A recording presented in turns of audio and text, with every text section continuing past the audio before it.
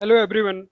So here we have Indian Express and The Hindu newspaper analysis 29th of August 2018. So the first article is related with India and China and increasing influence of China in South Asia, Southeast Asia and East Asia, and how India can counter the influence of China in those regions. So this is related with our paper second, that is IR, international relations, and also India and its relation with neighborhood. So the recent events like Wuhan informal summit between Prime Minister Narendra Modi and China's President Xi Jinping in April this year. So first event was Wuhan summit, informal summit. Second is Shangri-La dialogue in Singapore and Prime Minister speech in that Shangri-La dialogue in Singapore. And third is SCO summit in Qingdao, China. So all these events marked improvement in India-China relations. And in Shangri-La dialogue, our Prime Minister Narendra Modi proclaimed that India's ambition to garner influence in India-Pacific region by increasing engagement with ASEAN, developing friendship with China, maintaining cordial relations with Russia, and pursuing interest with Australia, and also engaging more with USA. So India and China both are engaged in increasing influence in South Asia and Southeast Asia, and tug of power between India and China continues to impact sea lanes of communication and states, that is choke points.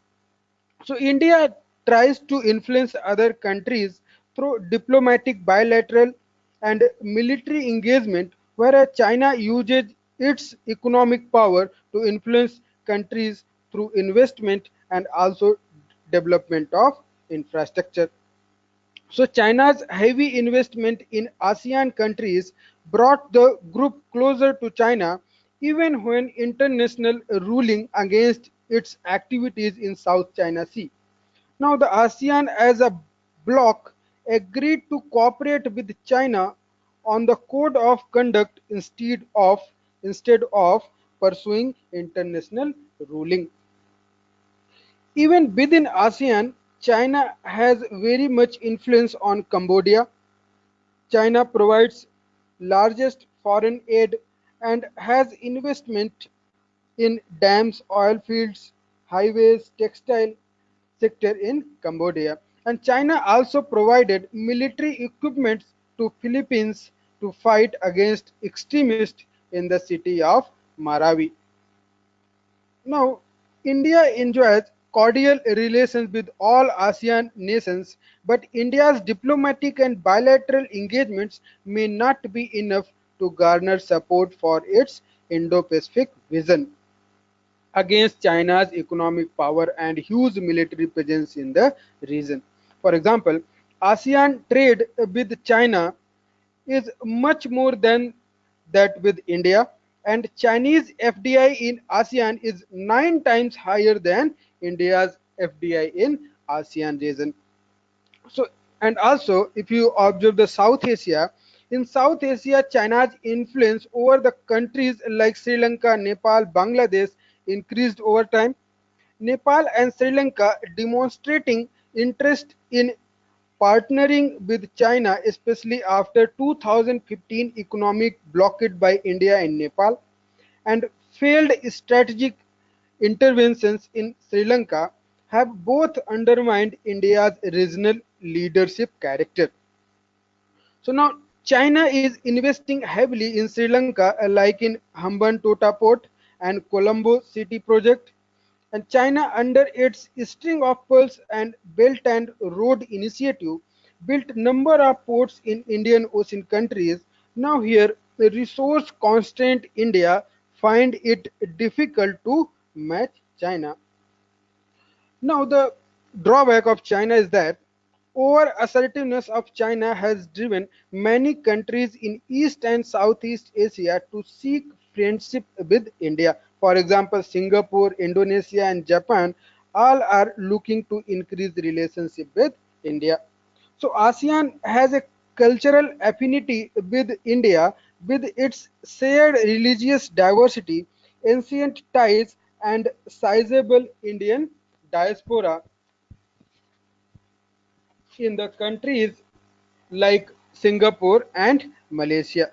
So India also enjoys soft power with its art, literature, music, dance, cinema, and India perceived as a friendly democracy, and that make the country a safe ally to have in long run.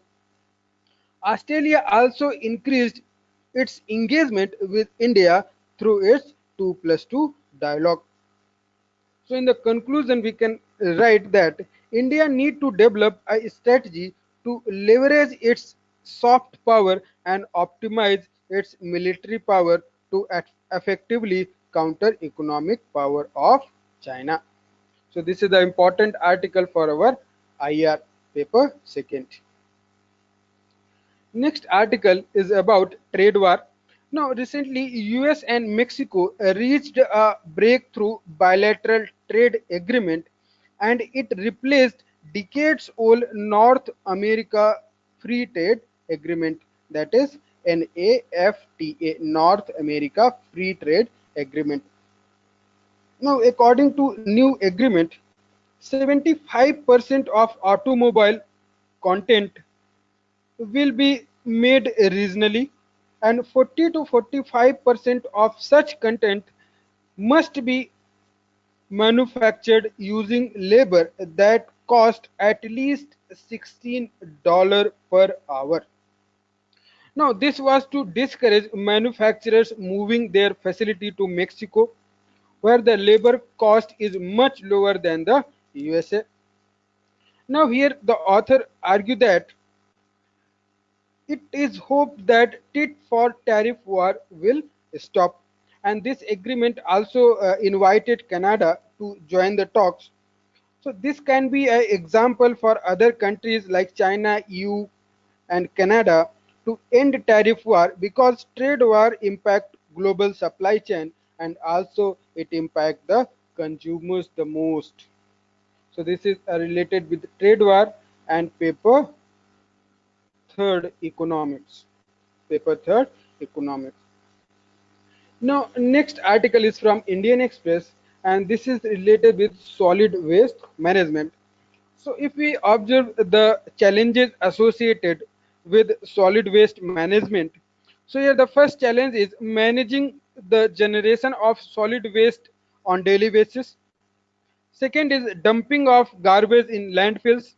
Third is generation of methane in landfill sites, and methane is a greenhouse gas. Fourth is leachate, that is a liquid generated by airless waste without oxygen, without the presence of oxygen, and also it leachate contaminate the groundwater.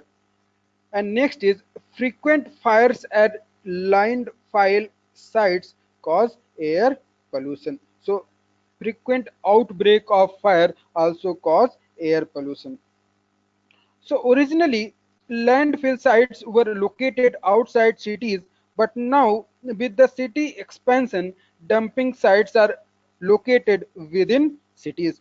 For example, open dumps at Gazipur, Okhla, and Bhalswa in Delhi are much above the permissible height of 20 meters. For now, the garbage heaps on those landfill sites are much above the permissible limit of 20 meter. So it is estimated that about 10,000 hectares of urban land is locked in these dump sites in India in urban locations. So here the author suggests that bioremediation and biomining can be solution to manage the solid waste management, and bioremediation and biomining also mentioned in solid waste management rules in 2016.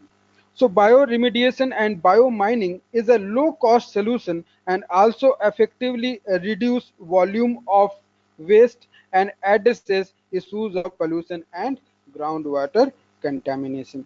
So what is bioremediation?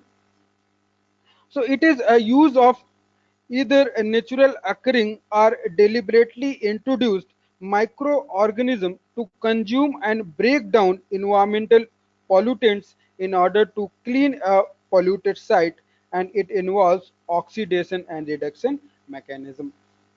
What is biomining? So it is a technique of extracting metals from ores and other solid materials, typically using fungi. So the contaminants can be extracted from the solid waste. So this is important for our paper third, again, environment. Next is a news related to air pollution, again paper third, environment. So here the CPCB, that is Central Pollution Control Board, now it maintained the 102 cities, a list of 102 cities, and said that only 73 have submitted a plan of remedial action to CPCB, and the cities like Ahmedabad, Bengaluru, Nagpur and Jaipur are among the prominent cities are yet to submit their plans. And these 102 cities are called as non-attainment cities, were among those marked out by CPCB and asked as a part of National Clean Air Campaign. Now, there are 42 measures aimed at mitigating air pollution, and these included steps such as implementing control and mitigation measures related to vehicular emissions, re- resuspension of road dust and other fugitive emissions, biomass, municipal solid waste burning, industrial pollution, and construction and demolition activities. So now NCAP, that is National Clean Air Campaign, also envisions setting up 1,000 manual air quality monitoring stations.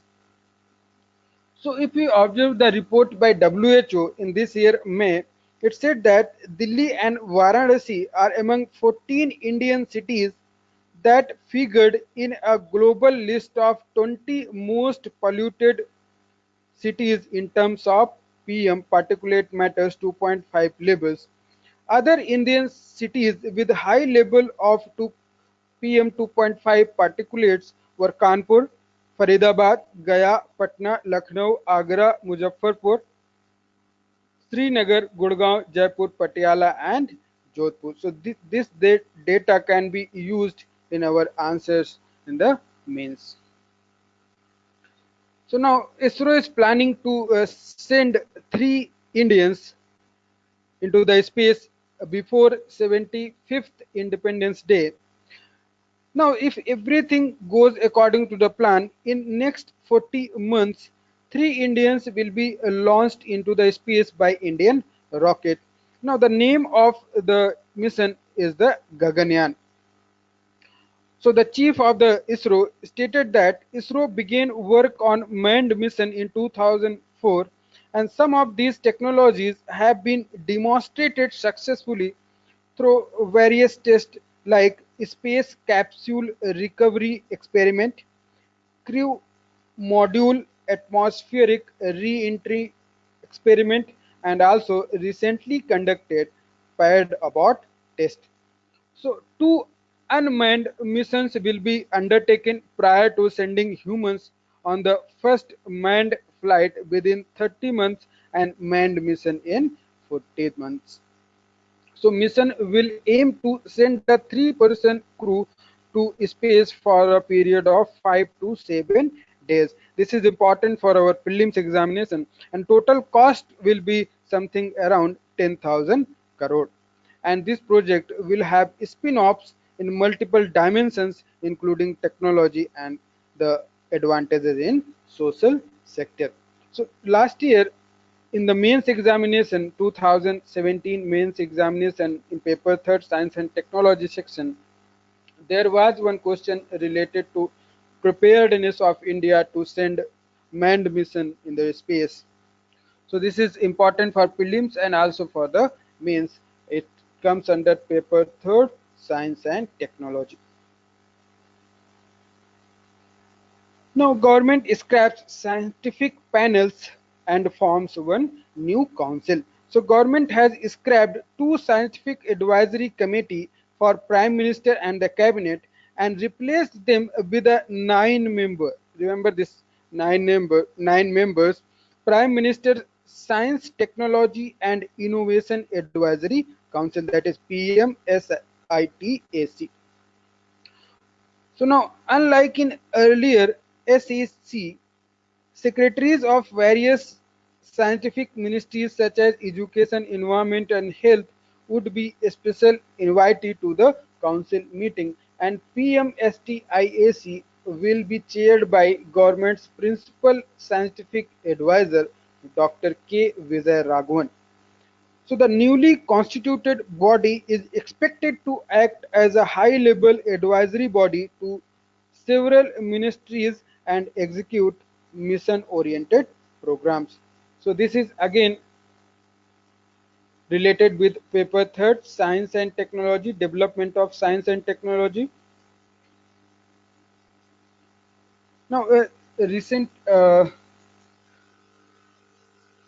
this is a MCQ, the first one. Recently, government has scrapped two scientific advisory committee and replaced them with a 9-member Prime Minister's Science, Technology, Innovation Advisory Council. Consider following statement. So PMSTIAC will be chaired by Principal Scientific Advisor. So this is correct one. Now PMSTIAC will have more industry representatives than SEC. This is incorrect because the earlier SECs had more industry representatives than the newly constituted body, that is PMSTIAC. So this is A correct, only A is correct. So recently Supreme Court finds social audit done by National Commission for Protection of Child Rights frightened and considering following statement regarding NCPCR. So it is a statutory body, so this is correct. It is created through the act. Now NCPCR is monitoring agency to implement Right to Education Act and POSCO Act. So this is again correct. And third is the body is under Ministry of Women and Child Development. So again correct. So here all the statements are correct, A, B and C. Vostok exercise 2018 will be held between September this year, after nearly 4 decades after the Cold War. So which of the following countries will participate in this exercise? Now the countries China, Russia, Mongolia will participate in the exercise, and this will be the largest exercise. It will involve some around 1,000 aircraft, some 3 lakh soldiers. So here China and Russia and Mongolia is not given in the option. So here only B and C. So EESL, Energy Efficiency Services Limited, to get 300 million from World Bank for the India Energy Efficiency Scale Up Program. Consider the following statements. First one, EESL is one of the core agencies to implement National Mission for Enhanced Energy Efficiency, one of the 8 core mission of NAPCC, that is National Action Plan for Climate Change. So this is correct. And EESL is under Ministry of Power. So this is again correct. So here only both A and B are correct. So here are the answers. And the announcement that I will not be able to make videos. I got some work, so maybe after 1.5 months I will come back again and make videos for you. So thank you to all of you for your nice comments, and here the notes are given. Thank you very much. Thank you to all of you, and best of luck.